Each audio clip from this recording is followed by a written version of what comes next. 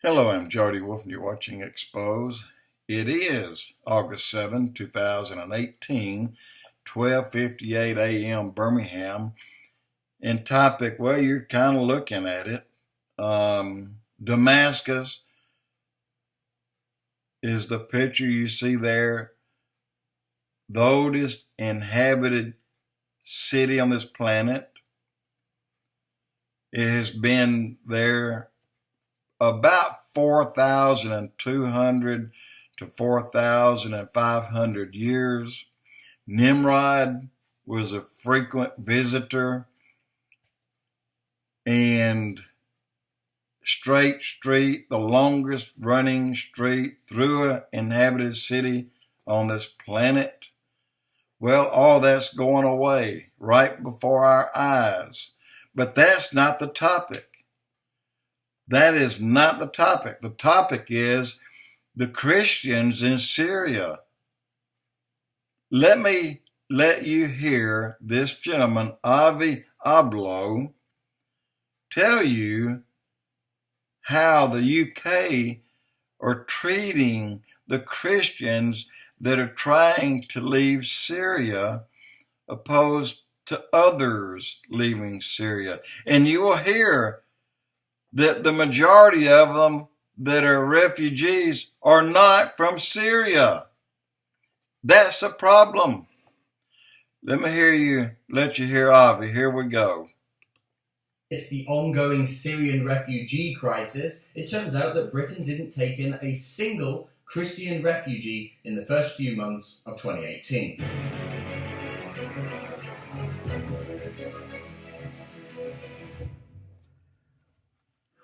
New figures from the Barnabas Fund charity, which were obtained through a Freedom of Information request, have shown that out of the 1,100 Syrian refugees that were brought into Britain in the first 3 months of this year, not a single one of them, not one, was Christian.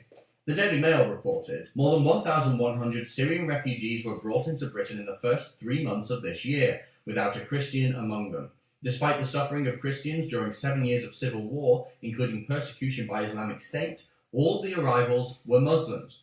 And of 4,832 Syrians invited to settle here last year, only 11 were Christian. This tells us all we need to know, doesn't it? This isn't about being good people. This isn't about the government doing the right thing. This is ideologically driven. Why else would it be true that over the span of 3 months when we were importing Syrian refugees at the beginning of this year, not one of them were Christian? What other explanation is there? Because statistically, on average, that doesn't make any sense. Surely some of them, if we were taking a random sample, would have been Christian. This is ideological. The thinking behind this is, well, this is what the far right don't want, so let's do it. And it further enriches our society. Why would they want more Christians in this country when they're trying to stop us from being a Christian country? The Mail reported further, and they said, the Barnabas Fund charity, which obtained the figures under Freedom of Information laws, said, it is widely accepted that Christians constituted up to 10% of Syria's pre-war population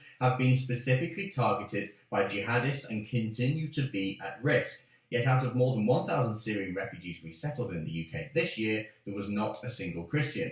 As last year's statistics more than amply demonstrate that this is not a statistical blip. It is a significant evidence of discrimination, and the government has a legal duty to take concrete steps to address this. See? Even the charities admit it. They say 10% of the population, so why are 10% of the refugees not Christian? And by the way, most refugees aren't even refugees. Sorry, I know we've gone through this before, but let's talk about this again. They're not refugees. Jon Snow, the presenter from Channel 4 News, said to me, have you even been to Syria? Have you even been? It's a very civilised society. And I had to remind him that even the EU's stats, Eurostat, show that most of these people aren't from Syria. This is not beef we have with Syrian people. This is beef with a system that's letting people in from all over the world. In fact, Eurostat's own figures showed that 4 out of 5 migrants were not from Syria. 4 out of 5.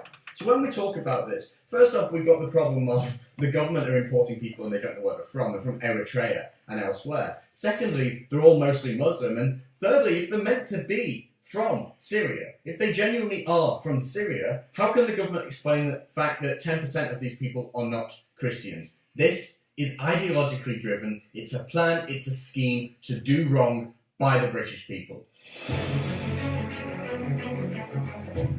When the government invites thousands of refugees into our country, while the EU's own statistics show us that 4 out of 5 of these people are not only not from Syria, but they're also not refugees at all, we know there's a political goal in mind here. And this is proven further when one considers the fact that the Barnabas Fund charity admits themselves that the government is discriminating against Christian refugees coming from Syria who have been targets from ISIS and extremist Islamic groups. And now the government is importing almost exclusively Muslim refugees. In the first 3 months of this year, not a single Syrian refugee was Christian. Not one. It's time to get sensible with this. We must stop importing fighting-age males from Eritrea and beyond into Britain and stop buying into the proven fake narrative on Syrian refugees. We need to start thinking about our own people. You know what? There's a reason why the Christians are treated the way they are in not only the Middle East, but in the EU and in the UK. And I'm going to say something that I've not heard anyone else say before, but think about it and see if it doesn't make a little bit of sense. What are we? We are the United States. How did we become? We came here to escape the EU and the UK. Think about that. We came here. I guess you can call ourselves refugee Christians. I don't know. But we came here to start a one nation under God. We did that. We've had resentment from the UK and the EU ever since then. France came and tried to destroy us multiple times, and they failed every time. It wasn't God's plan for us to go away. It was God's plan for us to be born. And it's God's plan for us to have finally, a good president. It's God's plan. He brought this man up for this day. Okay. Now, the United States came out of the European Union, France, UK, to form a safe haven from tyranny. That's why we're here. We had to have some laws. We had to have a Bill of Rights for protection, a Constitution. We had to have these things. We didn't have it there. There was a small group of people that had to get away. And I say today, the biggest reason the Christians are being persecuted is because it falls back on a move that some made back in the late 1600s when they came to this nation and started this nation. Why do you think there are still pockets of ISIS scattered throughout parts of the Middle East, several countries, of course, including Iraq, but they're keeping a very low profile. A lot of them are going by different names. You have Boko Haram. You know, these people still go out, and when they kill people, who are they killing the most of? They're killing Christians. Why is that? Well, because there's nobody out there, there's no one out there that's protecting the Christians like they should be. So they know that, well, this is easy prey. We're not going to have anybody on our butts after us, just like in Syria. They're killing them as quick as they can kill them. And then you have the UK, you have the EU. They're not taking them in. Why are they not taking them in? Are they refusing them? Well, we do know that they have major problems because of it. The citizens of those countries that's taken these Muslim in because a lot of them are bringing with them Islam and Sharia law. And they have a lot of no-go zones throughout these countries. Just ask the citizens in Germany, why the hell is Merkel doing what she's doing? She's destroying Germany through the Middle East. She's letting them do as they want to do. And last, Damascus and Syria. You see part of it there. This is a picture that's about 2 years old. The destruction from this point has gone deep into Damascus. I don't know how long Damascus will last, but I can say right on the heels of Damascus being destroyed, as the Bible says, you will have the Aswan High Dam in Egypt destroyed. This may coincide, I don't know, but it may coincide with Ezekiel 38-39 war. That dam destroyed, that means that Egypt will be flooded for a period of 40 years. It's biblical. The people will not inhabit that land for 40 years. It'll probably run into the millennium before they return. Damascus will never be inhabited again. There'll never be a city built on that spot again, as in lots of Syria.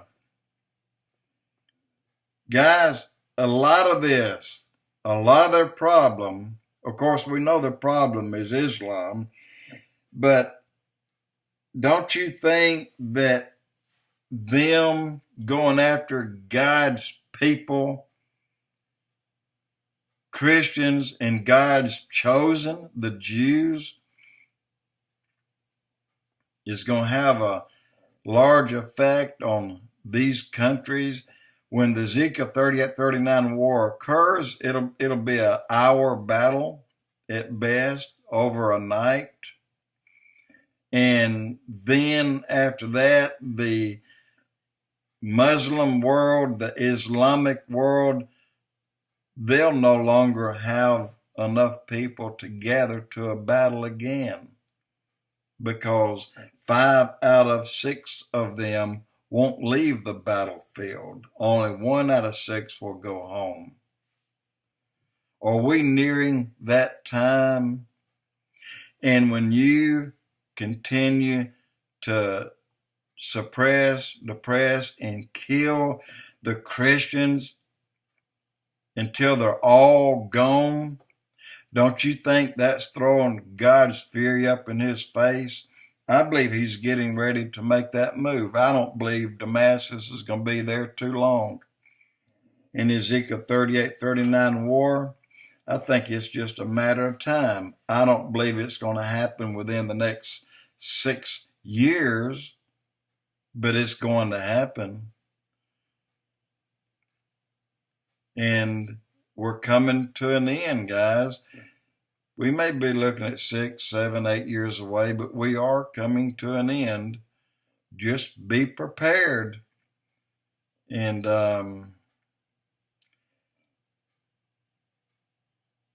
John 3:16. Jody Wolf Expoz.